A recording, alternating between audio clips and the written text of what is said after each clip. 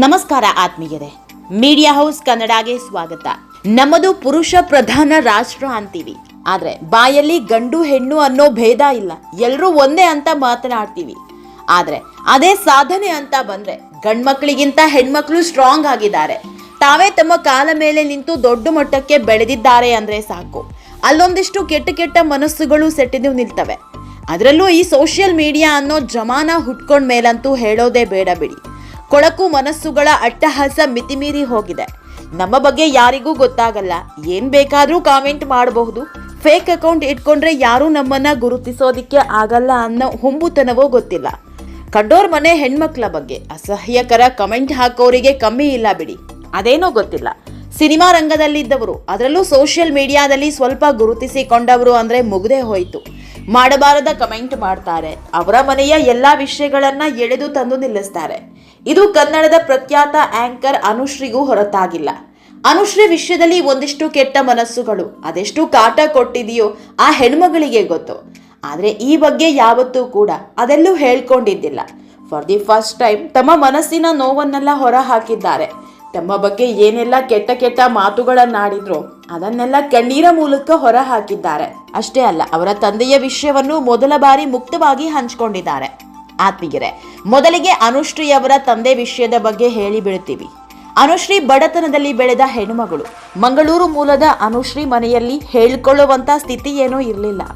ಅಪ್ಪ ಅಮ್ಮ, ಅನುಶ್ರೀ ಹಾಗೂ ತಮ್ಮ, ನಾಲ್ವರೇ ಇದ್ದ ಸಂಸಾರ ಇವರದ್ದು. ಆದ್ರೆ ತಮ್ಮ ಹುಡ್ತಾ ಇದ್ದಂತೆ ಅಪ್ಪ ಅನ್ಸ್ಕೊಂಡವರು ಮನೆ ಬಿಟ್ಟು ಹೋಗ್ತಾರೆ. ಇನ್ಮೇಲೆ ನಿಮ್ಮ ಜೀವನ ನಿಮ್ದು, ನನ್ನ ಜೀವನ ನನ್ನದು ಅಂತ ಹೆಂಡತಿ ಮಕ್ಕಳನ್ನ ಬಿಟ್ಟು ದೂರ ಆಗ್ತಾರೆ.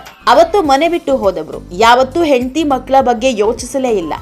ಮಕ್ಕಳು ಚಿಕ್ಕವರು, ನನ್ನ ಹೆಂಡತಿ ಹೇಗೆ ಸಾಕ್ತಾಳೆ ಅನ್ನೋ ಯಾವೊಂದು ಭಾವನೆಯೂ ಅವರಲ್ಲಿ ಇರಲಿಲ್ಲ. ತನ್ನ ಬದುಕನ್ನ ನೋಡ್ಕೊಂಡು ತಾವು ದೂರ ಆಗ್ತಾರೆ. ಮಕ್ಕಳನ್ನ ಓದಿಸೋದಕ್ಕೆ ಅನು ತಾಯಿ ಪಟ್ಟ ಕಷ್ಟ ಅಷ್ಟಿಷ್ಟಲ್ಲ. ಇದೇ ಕಾರಣಕ್ಕಾಗಿ ಅಪ್ಪ ನಮ್ಮ ಪಾಲಿಗೆ ಇಲ್ವೇ ಇಲ್ಲ ಅನ್ನೋ ನಿರ್ಧಾರಕ್ಕೆ ಬಂದಿದ್ದು ಅನುಶ್ರೀ. ಸುಮಾರು 25 ವರ್ಷ ಅಪ್ಪನ ಸುಳಿವೇ ಇರಲ್ಲ.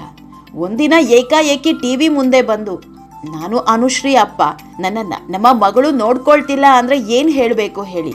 ಸರಿ, ಹೆಂಡತಿ ಮಗಳು ಅನ್ನೋದೇ ಆದ್ರೆ ಅವರ ಬಳಿ ಬಂದು ಮಾತನಾಡಬೇಕು. ಅದನ್ನ ಬಿಟ್ಟು ಟಿವಿ ಮುಂದೆ ಹೋದ್ರೆ ಏನ್ ಹೇಳಬೇಕು? ನಾನ್ ಮಾಡಿದ ಕೆಲಸವನ್ನ ಒಬ್ಬ ಗಂಡು ಮಗ ಮಾಡಿದ್ರೆ ಅವನ್ ಮಾಡಿದ್ದು ಸರಿ ಇದೆ ಅಂತ ಸಮಾಜ ಮಾತನಾಡ್ತಿತ್ತು. ಹುಟ್ಟಿದ ಮಗನನ್ನ ಬಿಟ್ಟು ಹೋದ ಅಪ್ಪನನ್ನ ಅವನು ಹೇಗ್ ನೋಡ್ಕೊಳ್ತಾನೆ? ಅವನು ಮಾಡಿದ್ದು ಸರಿ ಇದೆ ಅಂತ ಎಲ್ಲರೂ ಹೇಳ್ತಾ ಇದ್ರು. ಅದೇ ನನ್ನ ವಿಷಯ ಅಂತ ಬಂದಾಗ ಹಾಗಾಗ್ಲಿಲ್ಲ. ಅಪ್ಪನನ್ನ ದೂರ ಮಾಡಿದ್ದಾಳೆ ಅಂತ ಆರೋಪ ಮಾಡಿದ್ರು. ಆದ್ರೆ ನಾನಿದ್ಯಾವುದಕ್ಕೂ ತಲೆ ಕೆಡಿಸ್ಕೊಳ್ಳಿಲ್ಲ ಅಂತ ತಮ್ಮ ಮನಸ್ಸಿನ ಮಾತನ್ನ ಹೇಳ್ಕೊಂಡಿದ್ದಾರೆ.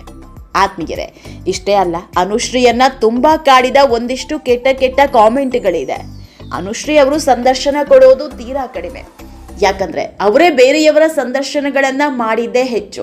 ಈಗ ನೀಡಿದ ಸಂದರ್ಶನದಲ್ಲಿ ತಮ್ಮ ಬಗ್ಗೆ ಎಂತೆಂಥ ಪದ ಬಳಕೆ ಮಾಡಿದ್ದಾರೆ ಅನ್ನೋದನ್ನ ಹೇಳ್ಕೊಂಡಿದ್ದಾರೆ. ಡಗಾರ್ ಅಂತೆಲ್ಲ ಕಾಮೆಂಟ್ ಮಾಡ್ತಾರೆ. ಈ ಪದ ಕೇಳೋದಕ್ಕೆ ಹಿಂಸೆ ಆಗ್ತಿದೆ ಅಂತದ್ರಲ್ಲಿ ನಾವು ಕರೆಸ್ಕೊಳ್ಬೇಕು ಅಂದ್ರೆ ಹೇಗೆ ಅನಿಸ್ಬೇಡ ಹೇಳಿ ಅಂತ ಕಣ್ಣೀರಿಟ್ಟಿದ್ದಾರೆ.